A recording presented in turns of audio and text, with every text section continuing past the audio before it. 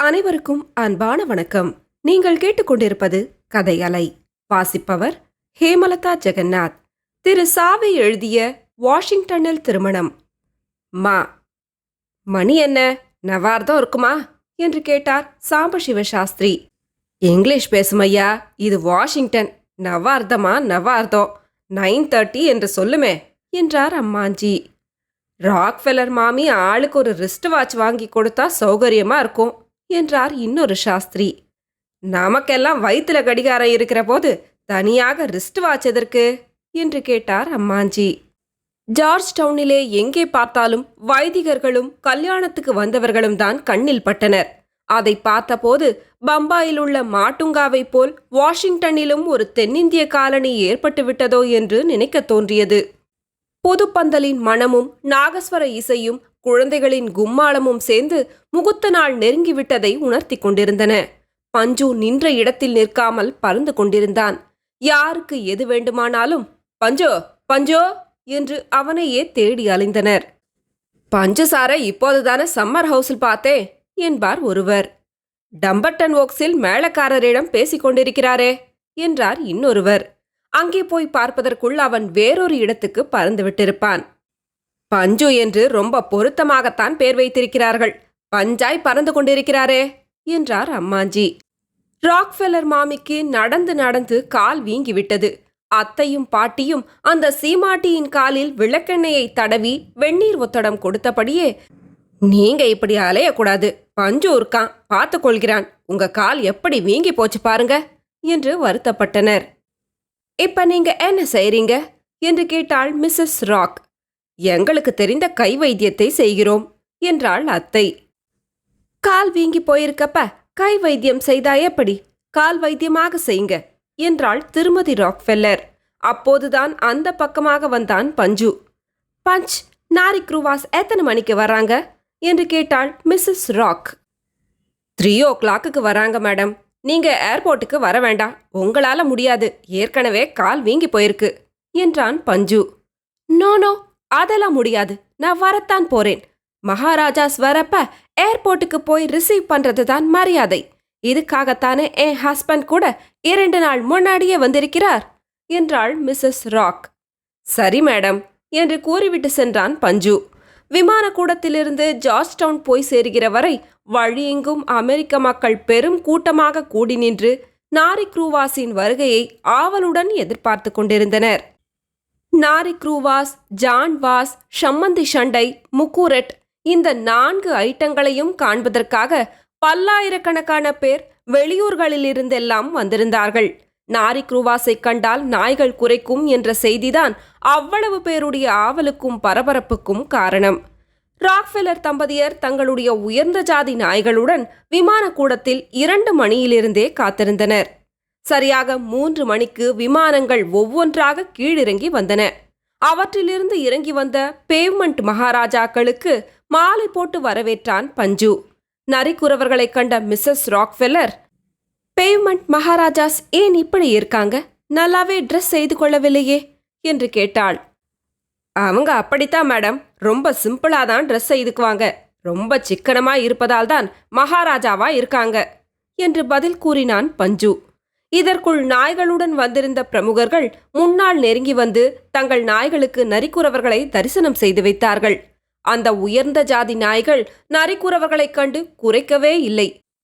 அவை வாயை மூடிக்கொண்டு மௌனமாக இருந்துவிடவே அத்தனை பேரும் மிகுந்த ஏமாற்றத்துக்கு உள்ளாயினர். மிஸ்ஸஸ் ராக்ஃபெல்லரின் முகத்தில் ஈ ஆடவில்லை. அந்த சீமாட்டியின் முகத்தில் விழிப்பதற்கே பஞ்சு வெட்கப்பட்டான். டோன்ட் வரி பஞ்ச், ஒருவேளை நாளைக்கு குறைத்தாலும் குறைக்கலாம் என்றாள் மிஸ்ஸஸ் ராக். இந்த ஊர் டாக்ஸுங்க என் மூஞ்சியில கரிய பூசிடுத்துங்க மேடம் என்று தலை குனிந்தான் பஞ்சு.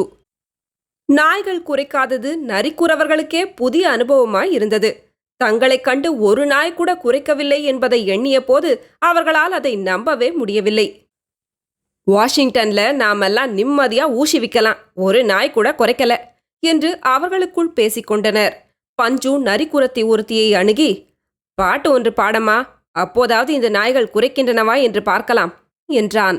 நரிக்குறத்தி, தல்லாலே தல்லாலே தல்லாலே என்று வனஸ்பதி டப்பாவை தட்டி தாளம் போட்டபடி ஆடி பாடினாள். பிறகு டடடா டடடா டடடா பாட்டு பாடி தட்டாமாலை சுற்றினாள். அப்புறம் ஹிந்தி டியூனில் லாரல் லப்பா என்ற பாட்டை பாடினாள்.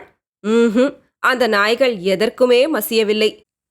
மிஸ்ஸஸ் ராக்ஃபெல்லருக்கு நாய்கள் குறைக்கவில்லையே என்ற வருத்தம் ஒரு பக்கம் இருந்த போதிலும், பஞ்ச் இந்த மகாராணிகளை எப்படி ஆட்டி வைக்கிறான் என்று மனத்திற்குள் வியந்து கொண்டாள்.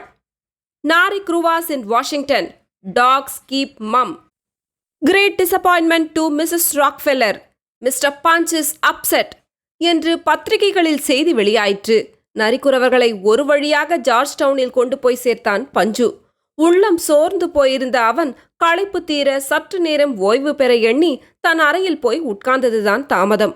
டெலிபோன் மணி அடித்தது. மெட்ராஸிலிருந்து பாப்ஜி பேசினான். என்ன பஞ்சு, நரிக்குறவர்கள் வந்து சேர்ந்து விட்டார்களா என்று கேட்டான் பாப்ஜி. வந்து விட்டார்களடா, ஆனால் நாய்கள் தான் குறைக்கவில்லை. மிஸ்ஸஸ் ராக்ஃபெல்லர் முகத்தில் விழிக்கவே எனக்கு வெட்கமாகிவிட்டது. நாய்கள் குறைக்கப் போகிற தமாஷை பற்றி அவர் தம்முடைய சிநேகிதர்கள் உறவினர்களிடமெல்லாம் சொல்லி சொல்லி பெருமை அடித்துக் கொண்டிருந்தார். பாவம், அவர்களுக்கெல்லாம் இப்போது பெரிய ஏமாற்றம். என்னை பற்றி பேப்பர்ல வேறு போட்டுவிட்டார்கள் என்று அழமாட்டா குறையாக சொன்னான் பஞ்சு.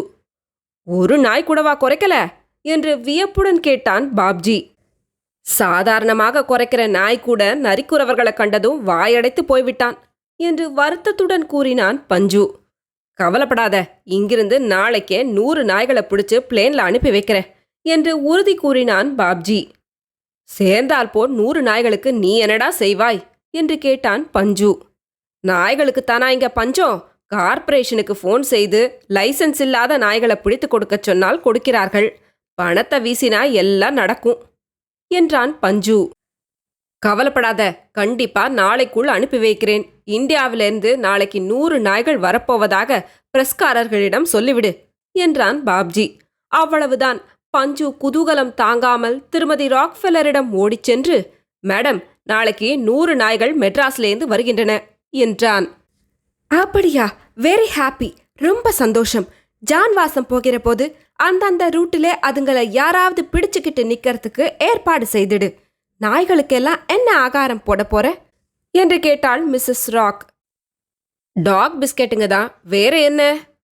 உங்க ஊர் டாக்ஸ்களுக்கு வாய்ஸ் எப்படி இருக்கும் என்று கேட்டாள் மிஸ்ஸஸ் ராக்.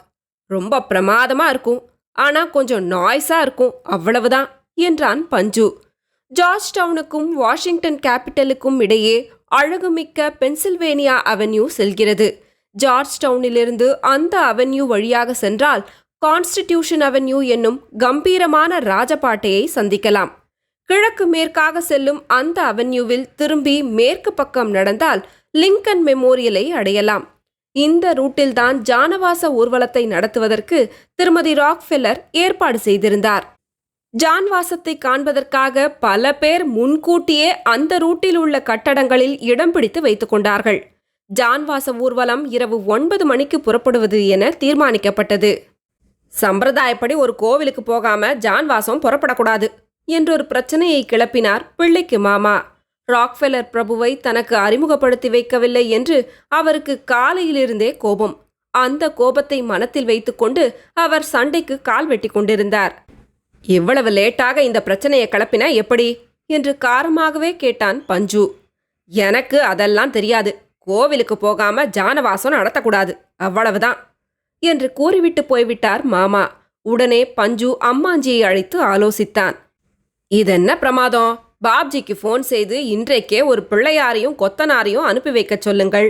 டம்பர்டன் வோக்ஸுக்கு வடக்கு பக்கத்துல லவர்ஸ் லேன்னு ஒரு சந்து இருக்கிறது. அந்த லேன்ல சின்னதா ஒரு கோவிலை கட்டி முடித்து விட்டா போகிறது என்றார் அம்மாஞ்சி. மறுநாளே பிள்ளையாரும் கொத்தனாரும் வந்து சேர்ந்தார்கள். அம்மாஞ்சி குறிப்பிட்ட லவர்ஸ் லேனில் பிள்ளையார் கோவில் ஒன்றையும் கட்டி முடித்தார்கள். சனிக்கிழமை மாலையே நாய்களும் வந்து சேர்ந்துவிட்டன. அவற்றை கண்ட பிறகுதான் பஞ்சுவின் முகத்தில் மகிழ்ச்சி மலர்ந்தது. மிஸ்ஸஸ் ராக்ஃபெல்லரிடம் ஓடிச் சென்று, நாய்கள் வந்துவிட்டன மேடம், பார்க்கிறீர்களா என்று கேட்டான். ஓஎஸ் ஓஎஸ் என்று கூறிக்கொண்டே விரைந்தாள் மிஸ்ஸஸ் ராக். நரிக்குறவர்களைக் கண்ட நாய்கள் சக்கை போடாக குறைத்து கொண்டிருப்பதைக் கண்ட Mrs Rock, punch, now only I am happy என்றாள். ஞாயிற்றுக்கிழமை இரவு 7:30 மணிக்கே முதல் பந்தி போட தொடங்கிவிட்டார்கள். ராக்ஃபெல்லரின் குடும்பத்தினர், உறவினர், நண்பர்கள் இவர்களுக்கு மட்டும் ஒரு தனி மாளிகையில் விருந்துக்கு ஏற்பாடு செய்யப்பட்டிருந்தது. கேத்தரின் ஹஸ்பண்ட் ஹாரி ஹாப்ஸ், தென்னிந்தியர்களைப் போல நாமும் வேஷ்டி கட்டிக்கொண்டு மனையில் உட்கார்ந்து சாப்பிட வேண்டும் என்று யோசனை கூறினார். ராக்ஃபெல்லர் பிரபு அதை ஆமோதிக்கவே எல்லோரும் வேஷ்டி கட்டிக்கொண்டு சாப்பிட உட்கார்ந்தனர். போளி, அப்பளம், ஆமவடை என்று ஒவ்வொன்றாக பரிமாறப்பட்டன. அமெரிக்க நண்பர்கள் அவற்றை தொட்டு தொட்டு பார்த்து அதிசயப்பட்டனர். ஆமவடை கெட்டியாக இருந்தது.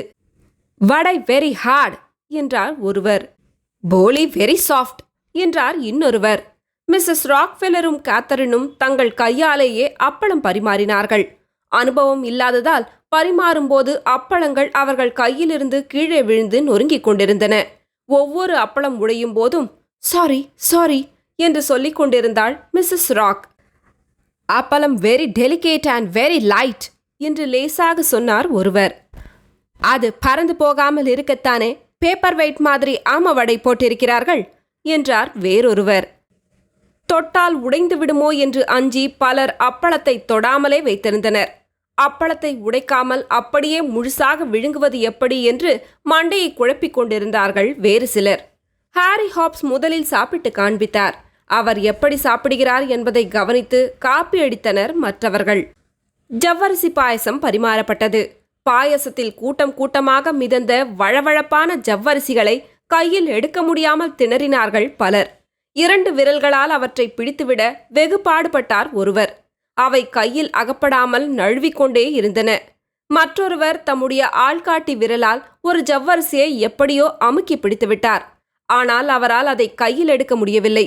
விரலை எடுத்தால் ஜவ்வரிசி வழுக்கி கொண்டு போய்விடும் போல் தோன்றவே ஜவ்வரிசியை அமுக்கி பிடித்தபடியே பக்கத்தில் இருந்தவரிடம் ஹெல்ப் ஹெல்ப் என்று கெஞ்சினார். இன்னொரு பிரமுகர் ஜவ்வரிசிகளை பிடிக்கும் முயற்சியில் ஈடுபட்டிருந்த போது கை வழுக்கிவிடவே தலை குப்புற கவிழ்ந்து இலை மீது விழுந்துவிட்டார். மற்றொரு பிரமுகர் குண்டூசியால் ஜவ்வரிசிகளை குத்தி குத்தி ஒவ்வொன்றாக எடுத்துக்கொண்டிருந்தார். கடைசியில் ஒரு விதமாக எல்லோரும் சாப்பிட்டு முடிந்ததும் குறித்த நேரத்தில் ஜானவாசம் புறப்பட்டது. முதலில் சம்மர் ஹவுஸிலிருந்து பெண்டுகள் வெளியே வந்து காரில் ஏறிக்கொண்டனர். ஊதுவத்திகளின் மணமும் புஷ்பங்களின் வாசனையும் சேர்ந்து எல்லோர் இதயத்திலும் வசந்தத்தின் இனிமையை பரப்பின. லல்லி மிகவும் கவர்ச்சிகரமாக உடையணிந்து கையில் கற்கண்டு தட்டுடன் புறப்பட்ட போது பஞ்சு அவளை அர்த்த புஷ்டியோடு பார்த்து சிரித்தான். வசந்தாவும் லோரிட்டாவும் பகட்டான உடை அணிந்து பட்டாம்பூச்சிகளைப் போல் மிதந்து கொண்டிருந்தார்கள். மணப்பெண் ருக்மிணி மாடி ஜன்னல் வழியாக எல்லாவற்றையும் கவனித்துக் கொண்டிருந்தாள். நீ வாயே, ஜானவாசம் பார்க்கலாம் என்று மணப்பெண்ணை அழைத்தாள் லோரிட்டா. அவ வந்தா மாப்பிள்ளை வெட்கப்படுவார், அதனால அவ வேண்டாம் என்றாள் விஷயம் தெரிந்த வசந்தா. எல்லாரும் காரில் ஏறிக்கொண்டு லிங்கன் மண்டபத்தை அடைந்தனர். அந்த பளிங்கு மண்டபத்தின் படிக்கட்டுகள் மீது ஏறிச் சென்று விசாலமான தாழ்வாரத்தில் அமர்ந்தனர். மண்டபத்துக்கு எதிரே தடாகங்களும் அவற்றில் பிரதிபலித்த ஒளி விளக்குகளும் பழுப்பும் மஞ்சளுமாக செர்ரி மரங்கள் பூத்து குலுங்கும் காட்சியும் அரம்பையர் நடமாட்டமும் அந்த இடத்தை சொப்பனபுரியாக மாற்றியிருந்தன. நாளை ஆகிறதே, ஆசிர்வாதம் ஆரம்பிக்கலாமா என்று கேட்டார் அப்பு சாஸ்திரிகள். அம்மாஞ்சி வாதியார் மாப்பிள்ளைக்கு ஸ்பெஷலாக தேய்த்து வைத்திருந்த அமெரிக்கன் பேட்டன் டெர்லின் சூட்டை எடுத்து வைத்தார். கணம் ஒன்றை கம்பீரமாக ஓதி மாப்பிள்ளை ட்ரெஸ்ஸை ஆசிர்வாதம் செய்து கொடுத்தார் சாஸ்திரிகள். பிறகு எல்லோருக்கும் சந்தனமும் கற்கண்டும் புஷ்பமும் தாம்பூலமும் வழங்கப்பட்டன. வேஷ்டி அங்கவஸ்திரத்துடன் காட்சியளித்த அமெரிக்க பிரமுகர்கள் லிக்விட் சாண்டலை பூசிக்கொண்டு ஒருவரையொருவர் தமாஷ் செய்து கொண்டிருந்தனர். மாப்பிள்ளை ராஜகோபாலன் புதிய ட்ரெஸ்ஸை அணிந்து கொண்டதும் எல்லோருக்கும் நமஸ்காரம் செய்து முடித்தான். சரி, நேரமாச்சு, புறப்படுங்கோ என்று துரிதப்படுத்தினான் பஞ்சு. ஜானவாசம் புறப்பட்டது. நாகஸ்வரக்காரர்களும் பேண்ட் வாத்தியக்காரர்களும் எல்லோருக்கும் முன்னால் சென்றனர். அவர்களுக்கு பக்கத்தில் நரிக்குறவர்கள் தலையில் கேஸ் லைட்டுகளை தூக்கி வைத்துக் கொண்டு நகர்ந்தனர். காருக்கு முன்னால் புருஷர்கள் கூட்டம் சென்றது. அவர்களில் சிலர் கையில் பன்னீர் செம்புடன் கம்பீரமாக நடந்தனர். எல்லோருக்கும் நடுநாயகமாக அலங்காரம் செய்யப்பட்ட காரில் அமர்ந்திருந்தார் மாப்பிள்ளை. குழந்தைகள் கூட்டம் மாப்பிள்ளையை சுற்றிலும் உட்கார்ந்திருந்தது. வெங்குட்டு தன் நண்பனிடம், அதோ கார் பக்கத்துல நிக்கிறாரே, அவர்தாண்டா ராக்ஃபெல்லர் மாமா, போட்டோ எடுக்கிறாரே, அவர்தான் மாப்பிள்ளை தோழன் என்று சுட்டி காட்டிக் கொண்டிருந்தான். நாகஸ்வரக்காரர்கள் நாட்டையில் ஆலாபனை செய்ய கூட்டத்தினர் ஆங்காங்கே நின்று நின்று நகர்ந்து கொண்டிருந்தார்கள். பேண்ட் வாத்திய கோஷ்டியினர் சண்முகப்பிரியாவில் இழைத்தபடியே அவர்களை முந்திச் சென்று கொண்டிருந்தனர். பஞ்சு அவ்வப்போது முன்னால் சென்று வாத்தியக்காரர்களை நகர்த்தி கொண்டிருந்தான். அழகும் ஆடம்பரமும் மிக்க கான்ஸ்டிடியூஷன் அவென்யூவிலும் பென்சில்வேனியா அவென்யூவிலும் கூடியிருந்த கூட்டத்தை சொல்லி முடியாது. நாரி குரூவாஸை கண்டதும் நாய்கள் பிரமாதமாக குறைக்கத் தொடங்கின. அதை கண்டபோது அமெரிக்க மக்கள் அடைந்த ஆனந்தத்துக்கு அளவே இல்லை. ஊர்வல காட்சிகளையும் நாய்கள் குறைப்பதையும் டெலிவிஷனில் எடுத்துக்கொண்டார்கள். வானவேடிக்கை அமர்க்களங்களுடன் ஜாம் ஜாம் என்று புறப்பட்ட ஜானவாச ஊர்வலம் ஜார்ஜ் டவுனில் போய் முடிவதற்கு மணி 12 ஆகிவிட்டது. கடைசியில் லவ்வர்ஸ் லேன் பிள்ளையார் கோவிலுக்கு சென்று தேங்காய் உடைத்து தரிசனம் செய்து கொண்டு சம்மர் ஹவுஸை அடைந்தனர். பொழுது விடிந்தால் முகூர்த்தம். பஞ்சுவும் ராக்ஃபெல்லர் மாமியும் பந்தலில் உட்கார்ந்து மறுநாள் முகூர்த்தத்துக்கான ஏற்பாடுகளை பற்றி பேசிக் கொண்டிருந்த போது அங்கே வந்த ஐயாசாமி ஐயர் பஞ்சுவை மெதுவாக அழைத்து அவன் காதோடு ஏதோ சொன்னார். பஞ்சுவின் முகம் மாறுவதைக் கண்ட மிஸ்ஸஸ் ராக்ஃபெல்லர், "வாட் பஞ்ச்?" என்று விசாரித்தாள். "பிள்ளையின் மாமா ஏதோ தகராறு செய்கிறாராம்" என்றான் பஞ்சு. "என்ன சொல்கிறாராம்?" "இந்த முகூர்த்தம் நடப்பதை பார்த்து விடுகிறேன் என்கிறாராம்." "நல்லா பார்க்கட்டுமே, எல்லாரும் அதை பார்க்கத்தானே காத்து கொண்டிருக்கிறோம், அவரும் பார்க்கட்டும்" என்றாள் மிஸ்ஸஸ் ராக். "விஷயம் அப்படி இல்லை மேடம், சம்மந்தி சண்டை ஆரம்பமாகிவிட்டது" என்றான் அவன். "ஓ, சம்மந்தி சண்டை ஆரம்பமாயிட்டதா? வெரி கிளாட், வெரி கிளாட்" என்று உற்சாகமாக எழுந்து வேகமாக விரைந்தாள் மிஸ்ஸஸ் ராக். அவசர அவசரமாக டெலிஃபோனை எடுத்து வைத்துக்கொண்டு தன்னுடைய சிநேகிதர்கள் உறவினர்கள் அத்தனை பேரையும் ஒவ்வொருவராக அழைத்து "சம்மந்தி சண்டை ஸ்டார்டட் ஜஸ்ட் நவ்" என்ற செய்தியை அஞ்சல் செய்து கொண்டிருந்தாள். தொடரும். கதையலை உங்களுக்கு பிடிச்சிருந்ததுன்னா உங்க நண்பர்களோடும் உறவினர்களோடும் பகிர்ந்துக்கோங்க. நன்றி.